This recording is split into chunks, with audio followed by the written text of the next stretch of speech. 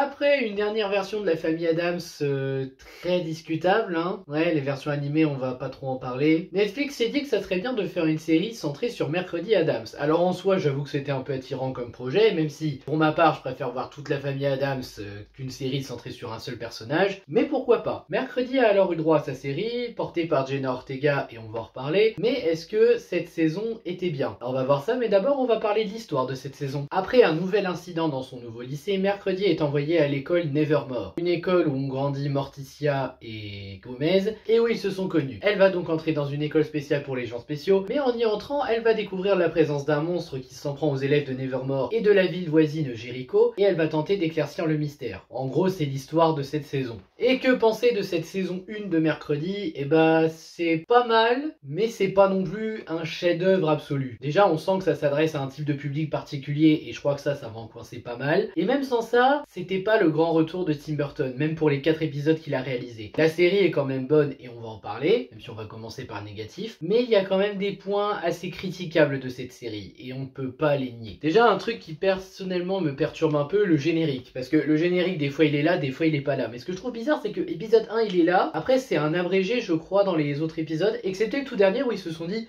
eh, ça te dit on remet le générique en entier? Décidez-vous, soit vous mettez le générique à chaque épisode, soit vous ne le mettez pas. Ça, et un autre truc personnel que j'aime pas beaucoup, le teaser à la fin de l'épisode 1. Tu sais, du genre, t'as vu la fin de l'épisode 1, ouais, on va mettre un teaser pour montrer ce qui va se passer dans les autres épisodes. Non, je suis désolé de vous le dire, mais non, ça c'est pas quelque chose que tu mets à la fin d'un épisode 1. Tu fais pas ton MCU à mettre une bande-annonce comme ça, et encore je dis ça, le MCU il l'a pas fait souvent, il l'a fait 2 fois. Mais là, non, franchement je suis désolé, c'est abusé de mettre un teaser de la saison à la fin de l'épisode 1. Bon, autant qu'on le dise aussi, l'inspiration Harry Potter se fait trop sentir. Moi, je veux bien, si tu veux, une école différente, voilà. Au début, j'ai vu ça, je me suis dit, bon, ok, il y a une petite inspi Harry Potter, c'est pas trop grave en soi et c'est pas important. Mais après, t'as la prophétie de Mercredi où tu la vois sur le dessin où elle est l'élu entre guillemets, là je suis désolé c'est trop voyant, sans parler quand elle arrive avec sa robe de bal devant son cavalier. Ça rappelle un peu, en moins beau mais quand même un peu, l'arrivée d'une certaine sorcière pendant le bal du tournoi des 3 sorciers. Sinon il y a aussi l'amitié entre Enid et Mercredi qui est un peu prévisible, parce que oui on sait tous que Mercredi et Enid vont finir par devenir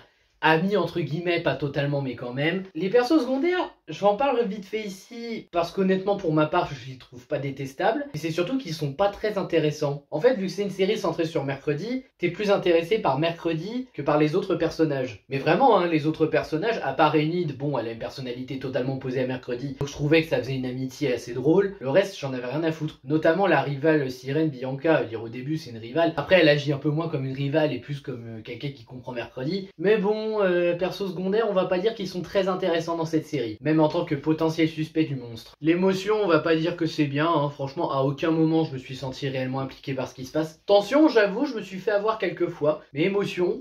Après, je demande pas une émotion grandiose, on est quand même avec Mercredi Addams là. Mais bon, on va pas dire que l'émotion était vraiment présente, hein. Même pas un petit peu. Et sinon, en termes de pinaillage, il y a la mise en scène des flashbacks où pour ma part j'ai eu un peu de mal. Bon, je vais pas dire que la mise en scène de la série est magnifique, mais ça se tient un peu. Là où les flashbacks par contre, ça se tient pas du tout. Excepté peut-être un, que je ne spoilerai pas ici, mais le reste...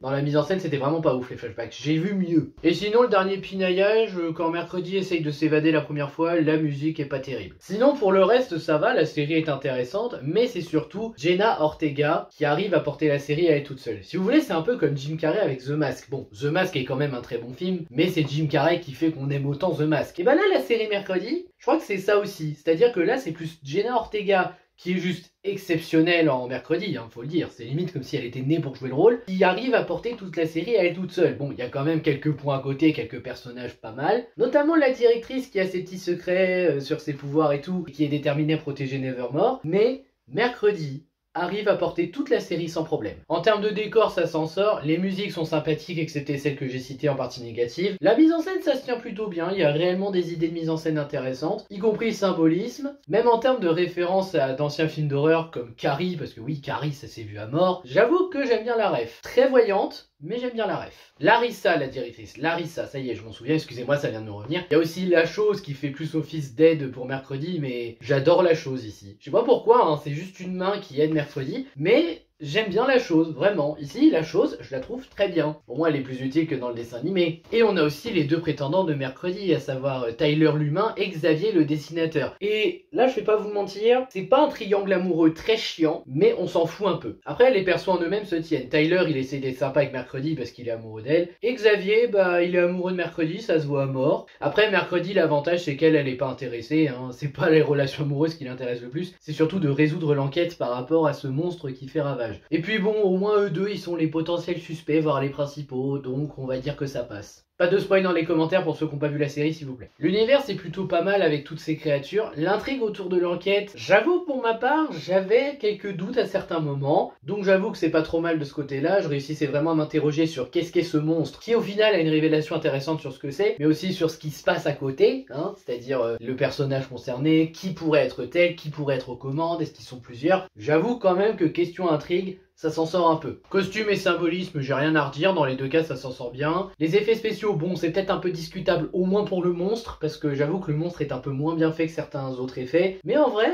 ça passe encore. C'est pas forcément très beau, mais ça passe encore je trouve en termes d'effets spéciaux. Ça vole pas haut. Et sinon concernant la fin de la saison, c'est pas mal, mais c'est difficile à dire quel est l'avenir maintenant de cette série, parce que Netflix avait annoncé une saison 2 avec un teaser qui récapitulait la saison 1. Et à côté, quand tu sais ce qui s'est passé avec Jenna Ortega et le fait qu'elle détestait jouer mercredi, elle détestait la série, ce qui est son choix, mais tu peux détester un rôle et être très bon dans le rôle quand même, et bah c'est difficile de dire si on aura une suite. Mais en attendant, pour une fin de saison, ça se tient, même si l'envie de suite se faisait trop sentir de la part de Netflix. Partie spoil, qu'est-ce que je pourrais vous dire? Bah déjà qui est le Hyde. Donc en fait le Hyde c'était Tyler parce que c'est un humain quand on voit son père qui est le shérif de Jericho. Mais c'est aussi un Hyde parce que sa mère était une Hyde et donc il a du sang Hyde en lui. Et c'est Marilyn, la professeure de botanique, je crois que c'est de botanique, je sais plus exactement, de Nevermore, qui l'a réveillée en l'hypnotisant et qui s'en sert pour tuer les marginaux, à part qu'il y a quelques humains en tant que dommages collatéraux, voilà. Alors il y en a qui vont me demander, mais Marilyn, pourquoi elle fait ça? Eh bien parce qu'en fait, elle est la descendante de Crackstone, le créateur de Jericho, qui détestait les marginaux au point de vouloir tous les tuer, ouais c'est un raciste pur, et elle veut reprendre le flambeau en éliminant les marginaux, notamment Mercredi, dont elle sait que c'est une grande menace, malgré que ça soit elle et grâce à son sang que Crackstone pourra revenir à la vie. Et parce que Crackstone a été scellé par Woody Adams, l'ancêtre de Mercredi qui l'a vaincu à l'époque. C'est un peu compliqué à suivre dit comme ça. Bon après, en termes d'écriture, pourquoi pas. Marilyn se tient sans être un personnage exceptionnel. Je m'attendais pas à ce que ça soit elle derrière, même si le côté de la prof toute gentille et tout, ça devait quand même nous mettre la puce à l'oreille. Après Tyler, il était réellement amoureux de Mercredi, mais il faut croire que à cause du Hyde, ça ne sera pas possible. Après, un truc que j'apprécie, c'est que le fait que Tyler soit le Hyde, ça n'empêche pas Mercredi qu'elle ne finisse pas avec l'autre. Oui, Xavier, désolé, je retiens jamais son nom parce que lui, je crois que c'est le personnage que j'ai le moins retenu. Donc ça, c'est bien, ils sont pas partis dans le cliché du « il y a un des prétendants qui était un connard, donc elle va avec l'autre ». Non, le couple ne s'officialise pas, limite il ne se passe rien à la fin, tant mieux, parce que je vous avoue, moi ça m'aurait fait chier si ça avait fini comme ça. Sinon, de quoi on pourrait parler? Bah, pas de grand chose en fait, hein, parce que c'est surtout les origines du passé de Mercredi et de Jericho qui lit tout ça. Sinon, le seul truc que je peux réellement spoiler, je pense que c'est le fait que quand la famille Adams est là, ou du moins qu'il y a des membres de la famille Adams en plus de Mercredi, là on est sûr d'avoir des épisodes plus intéressants. Voire même les meilleurs épisodes de la série, hein, j'ose le dire. Parce qu'en vrai, quand il y a Gomez et Morticia, dans le fameux épisode où on apprend comment ça s'est passé à Nevermore pour eux et pourquoi Gomez est accusé de meurtre, c'est très intéressant. J'ai vraiment trouvé que c'était